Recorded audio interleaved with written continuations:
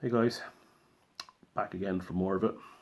Uh, this time I am running with a story from the Galway Daily. Um, Gemma put out a tweet recently to a Galway imam by the name of Ibrahim Michael Noonan. It said, an imam in Galway, I'm reading it now, an imam in Galway has said that a 12-year-old can be physically and mentally suitable for marriage. In your opinion, is this pedophilia? That was the tweet Gemma put out. Almost 2,000 of her 31k followers uh, answered on a poll that came with the tweet. Now, I do agree with her, okay, on certain aspects of this. It's not pedophilia, it is hebephilia. Hebephilia, by definition, is the strong, intense sexual interest by adults in prepubescent, which is early adolescent girls or boys or whatever, between the ages of 11 and 14, because that is usually the age range where puberty kicks in. So yeah, look, it's terminology at the end of the day. So I thought, right, there's no fuel without fire, or there's no smoke without fire. Sorry, as regards all this. So I couldn't find the tweet, so I had to Google it because everything stays on the internet.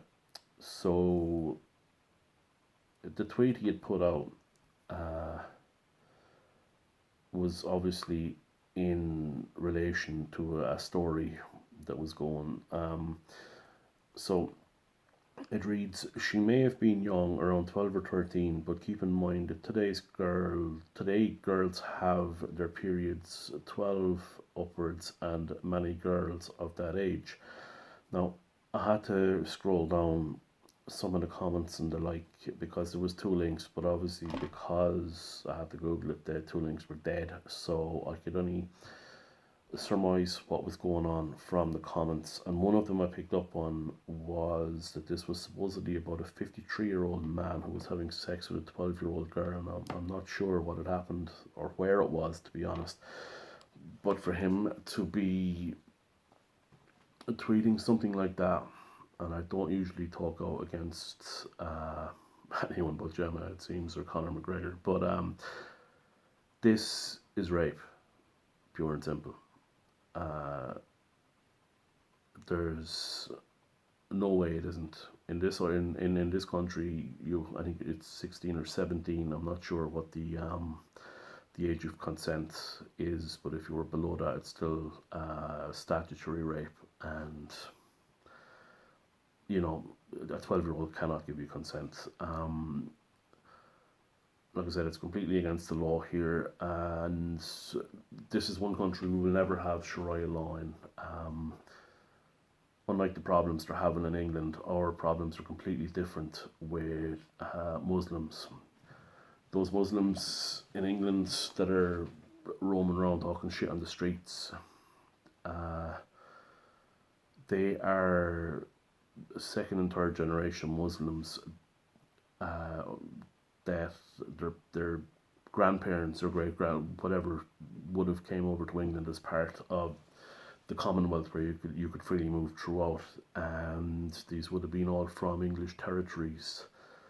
Tried to make a life in England, obviously didn't, and or obviously did, and these are extended family of, and they've been completely forgotten by the government. They are completely disenfranchised, and these are the people that go join the likes of ISIS, or these are young women that go out and become sex slaves for these men.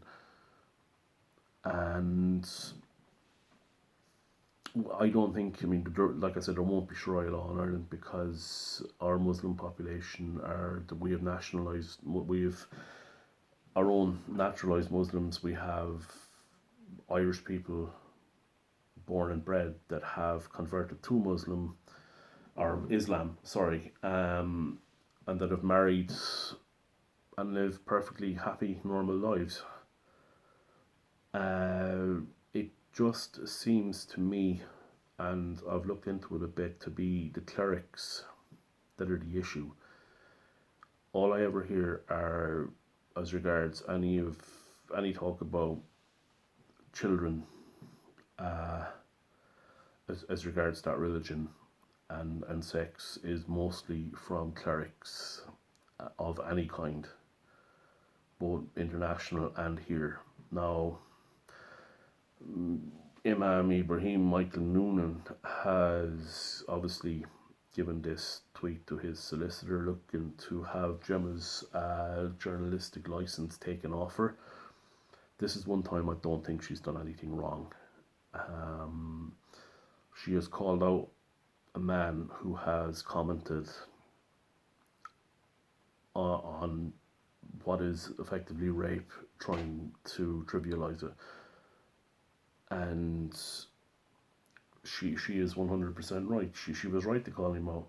Now, I know his office in the Ahmadiyya Mariam Mosque was broken into. I think it was about 2,000 books destroyed, family photographs, and weirdly enough, a tricolour. Why would you break into a place and destroy a tricolour? What are you trying to do?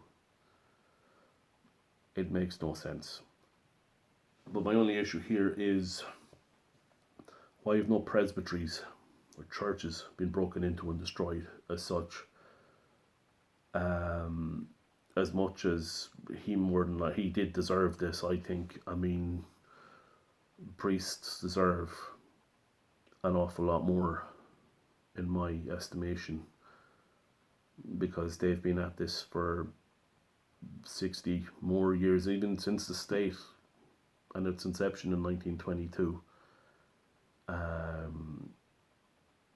These people of God, so to speak, or God's representative on earth, have been abusing kids. And if these men are, I mean, not even the men, look at the nuns with the Tune Baby scandal, all that. If these people are, they're his representative on earth, God is a pedo, no?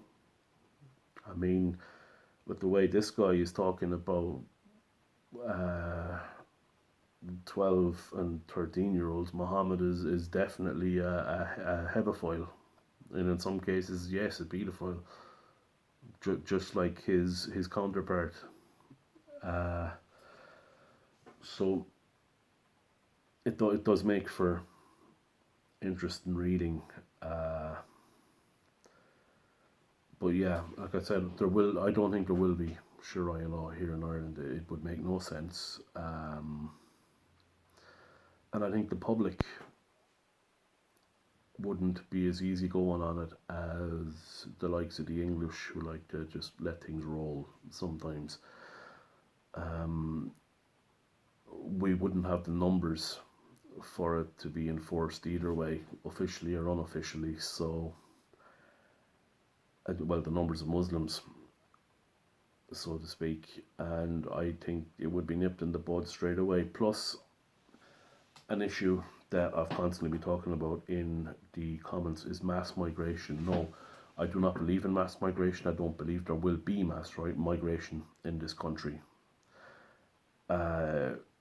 We will have controlled migration. I would prefer that we house our families first that are homeless before we house anyone else.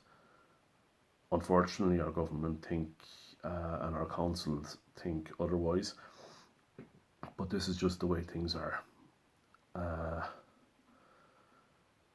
We have over 10,000 people homeless in Ireland, and there are over 30,000 houses available, and vulture funds are buying these up every day and just leaving them to rot. And we're told that it's a housing problem, and it's not. House our own first, then worry about everybody else. That's just the way it is. But yes, I will say, I do agree with Gemma on this one. She was well within her rights to call him out. Maybe the destroying the mosque thing might have been taking things a bit too far, because it's not like you're out there destroying churches and the like. So, but look, it's happened. That's it.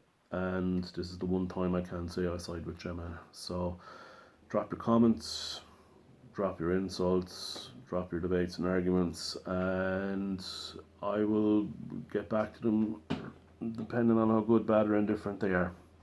Okay, lads, this is me over and out.